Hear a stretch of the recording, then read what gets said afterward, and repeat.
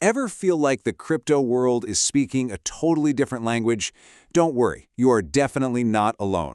Over the next few minutes, we're going to decode all of it, right from the very beginning. Right? You hear these words thrown around. Bitcoin, blockchain, NFTs, Web3, and it's a lot. It can feel super overwhelming, almost like you're trying to solve a puzzle, but you don't even have all the pieces. So let's do this. We're going to break it all down piece by piece. And we'll start with the one big idea, the one concept that really kicked off this entire revolution. It really all began with this simple, but honestly pretty radical dream. What if we could have money that didn't need a boss? And believe it or not, this idea isn't new at all. We're talking way back in the 1970s. You had these computer scientists looking at the financial system, controlled by governments, by big banks. And they just started to wonder, could we build something better, something totally transparent, run by computers, and maybe, just maybe, free from corruption? But they hit a wall, a massive one. For decades, this one single problem stumped literally everyone. It's called the double spending problem. Think about it. How do you stop someone from just spending the same digital dollar over and over and over again? Let me put it this way. With a physical dollar bill, right, it has a unique serial number. It's hard to counterfeit perfectly. But a digital file, you can copy it perfectly 1,000,000 times over in seconds. So how could you ever trust a digital file to be money? This was the puzzle, the one that nobody could solve for decades. So yeah, that puzzle sat there unsolved for a very long time. Until a huge breakthrough moment. And it came from a totally mysterious figure who, well, would go on to change everything. So you have decades of failed attempts, people trying and failing. Then, in 2008, seemingly out of nowhere, a paper gets published online. The author? Someone, or maybe some group of people, called Satoshi Nakamoto. And inside it was the solution that would finally kickstart the entire crypto revolution. And that brilliant solution was a technology called blockchain. Now, the best way to wrap your head around blockchain isn't to think of it as a currency itself. Think of it more like a shared public rulebook for money. It's like a giant digital ledger that everyone can see. And this is the important part, no single person can control. Okay, so how does this magic actually stop the double spending problem? Well, let's walk through it.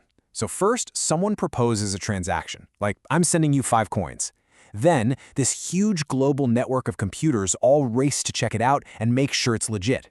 Once it's verified, it gets bundled up with other transactions into a new block. And finally, that block gets permanently chained like a digital lock onto all the blocks that came before it. Since everyone has a copy of this public chain, you literally can't spend the same money twice. The whole network would see it and reject it instantly. And that is the key. So this one big idea, blockchain, didn't just give us Bitcoin. Oh no, it was like the Big Bang that launched a massive, diverse universe of all kinds of digital assets. Take Bitcoin, the original. Its code has a hard limit baked right in. There will only ever be 21 million Bitcoins. That's it. This built-in scarcity is one of its most important features, and it's exactly why you hear people call it digital gold.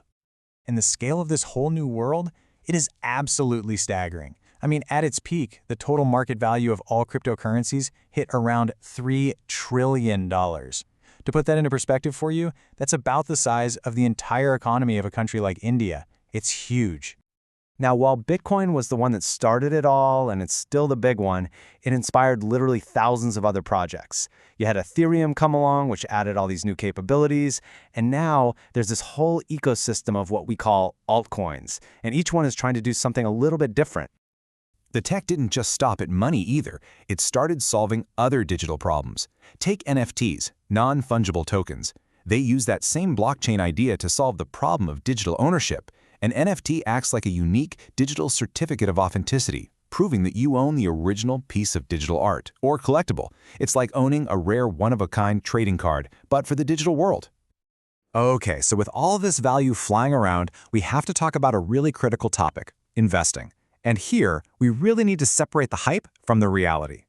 Look, it is so easy to get swept up in the hype, but you have to be careful. Caution is everything here. This market is unbelievably volatile.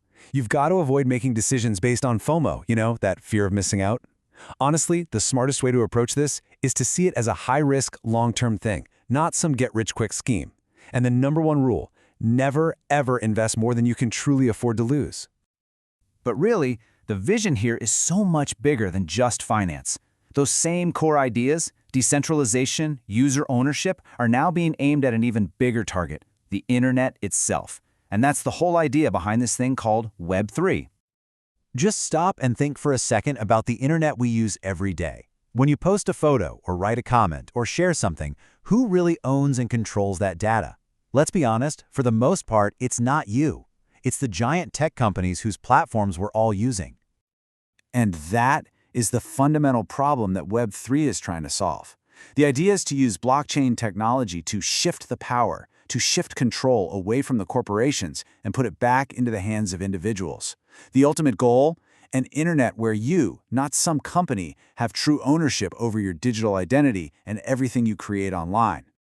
So, what would that actually look like in practice? Well, it would mean you get to decide who can use your data and how.